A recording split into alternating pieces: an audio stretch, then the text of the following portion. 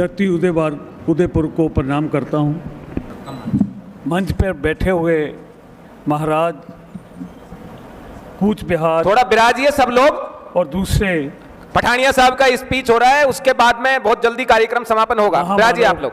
और मेरे सामने बैठे हुए क्षत्रिय सरदारों और नारी शक्ति, मैं आप सबको प्रणाम करता हूँ। आज यहाँ पर हमें आने का मौका मिला। मैं जो संयोजक मंडली है उनको मुबारकबाद देता हूँ कि उन्होंने बहुत ही अच्छा ये आज का आयोजन किया, और उम्मीद है कि आगे भी ऐसे आयोजन होते रहेंगे। जहाँ तक हम बात करते हैं अपने राजपूताना की, जैसे अभी इन्होंने बताया कि मैं पंजाब से आता हूँ, जहाँ पर हमारी राजपूतों की जनसंख्या बहुत ज़्यादा नहीं है।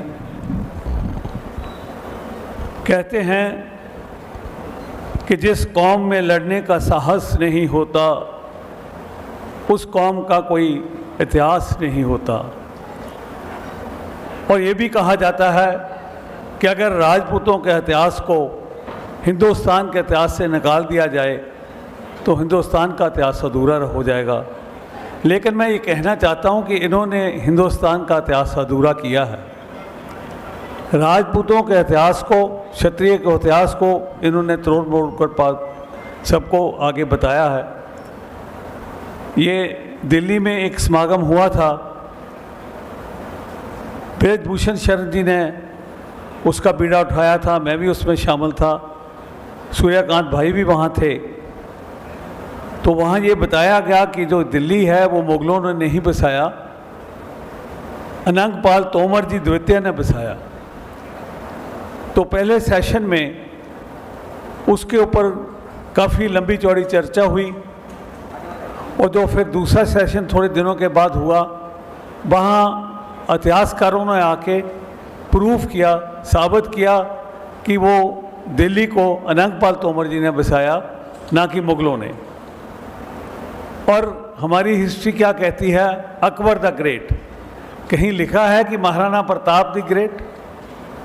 महाराणा प्रताप सिर्फ मेवाड़ के, राजस्थान के या हिंदुस्तान के ही शिरोमणि वीर नहीं है, उनका नाम पूरे दुनिया में बड़ी श्रद्धा से लिया जाता है।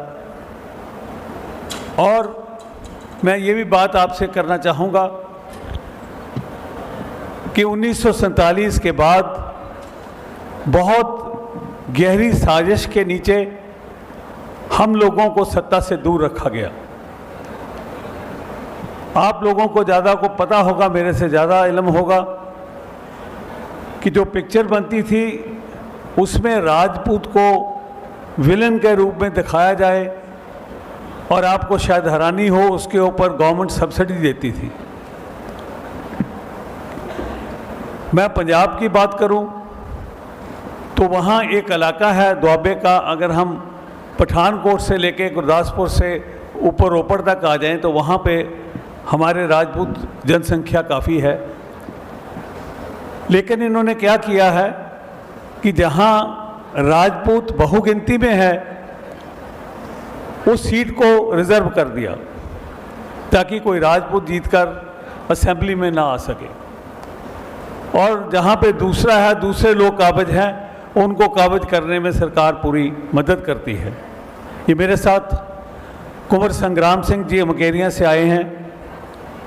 आपको जान को आश्चर्य होगा कि मुकेरिया सीट में जहाँ 1.5 लाख वोटर्स हैं उसमें 60,000 वोटर राजपूत हैं। अगर वहाँ राजपूत को टिकट दी जाए तो राजपूत क्यों नहीं जीत सकता? पंजाब में कुछ जगह है, मलेरकोटला में मुसलमान आबादी ज़्यादा है, वहाँ हमेशा मुसलमान को टिकट दी जाती है चाहे कोई भी पार्टी हो। हमारे बिल्कुल नज़दीक गढ़शंकर के पास बलाचौर है, बलाचौर में गुज्जर बरादरी ज़्यादा है, वहाँ गुज्जर बरादरी को टिकट दी जाती है। तो जब मैं चेयरमैन था उस समय मैंने ये सवाल उठाया, अकाली और बीजेपी की सरकार में मैं था, मैंने बादल साहब को कहा कि ऐसी एक कॉन्स्टिट्यूंसी से शुरुआत करें जैसे बाकी जगह है, तो राजपूतों को टिकट क्यों नहीं दी जाती। तो उन्होंने मेरे से पूछा कि कौन सी जगह है। मैंने बताया कि 60,000 जहाँ पे राजपूतों की आबादी है, कम से कम वहाँ से शुरू करें। और आपको जानकर खुशी होगी कि मैंने वहाँ बीड़ा उठाया, हम वहाँ राजपूत अल्पसंख्या में हैं, तो पहली बार हिस्ट्री में राजपूत कल्याण का गठन हुआ, जिसका मुझे चेयरमैन बनाया गया। और उस समय पूरे हिंदुस्तान में एक ही राज्य था जहां राजपूत कल्याण बोर्ड था।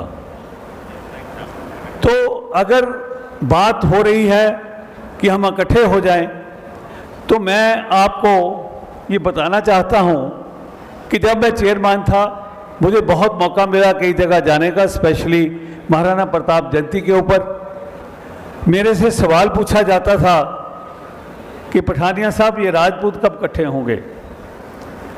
तो मेरा जवाब होता था कि ये कभी इकट्ठे नहीं होंगे। जब ये राजपूत कल्याण बोर्ड बना तो लोगों ने बड़ी खुशी महसूस की, लेकिन उनकी वर्डिंग क्या होती थी कि ये बहुत अच्छा हुआ कि पंजाब में राजपूत कल्याण बोर्ड बन गया, लेकिन पठानिया साहब चेयरमैन बन गए, ये बहुत बुरा हुआ। सो ये हमारी एक भावना है। मैंने देखा है कि सब कौम इकट्ठी हो जाती। मैंने आपको एग्जाम्पल दी है अभी कि हमारे ऐसी कॉन्स्टिट्यूंसी है जहाँ पे एक ही कास्ट के संबंधित वोटर्स हैं, वहाँ सब इकट्ठे हो जाते हैं। वैसे भी कोई मसला हो, सैनिक कम्युनिटी है, वो 1 मिनट में इकट्ठी हो जाएगी। एक राजपूत हमारा ऐसी बिरादरी है जो इकट्ठी नहीं होती। और आज का विषय भी यही है। मैं आप लोगों से यही प्रार्थना करना चाहता हूँ कि हाँ, हम इकट्ठे हुए हैं। इससे पहले मौका मिला, राव हमीरगढ़ यहाँ बैठे थे, शुरुआत वहाँ से हुई, महाराजा भिंडर यहाँ है, फिर वहाँ हुआ, फिर तीसरा सम्मेलन मैंने उस समय कहा कि गढ़शंकर में करेंगे। मैं वहाँ से आता हूँ होशियारपुर से, लेकिन किसी वजह से वो कंटिन्यूटी नहीं हो सकी। आज फिर एक उम्मीद की किरण नज़र आई है। पहले वक्ता बात कर रहे थे कि बहुत ज़्यादा सभाएं हैं।